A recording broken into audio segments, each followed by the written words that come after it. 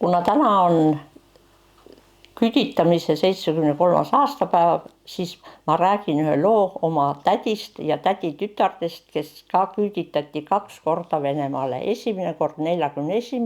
aastal ja kui 46. aastal tagasi tuli, siis ema oli juba surnud nälga Venemaal.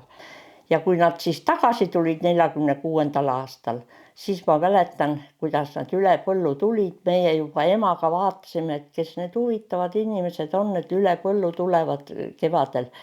Ja siis tuli välja, et olidki Saima ja Laine tulid Venemaalt tagasi. Aga see isa momendil kodus ei olnud ja kui isa koju tuli, istusid Saima ja Laine köögilaua taga ja rääkisid vene keelt ja olid vatitussades ja nendes suurtes hallides rätikutes, mis venelased kandsid.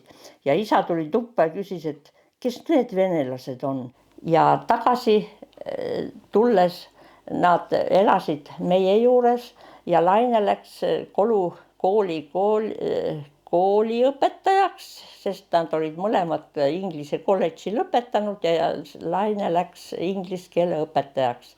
Ja õpetas seal kuni 49. aastani, kuni tulid jälle venelased, võtsid ta koolitunnist ja viisid jälle Venemaale.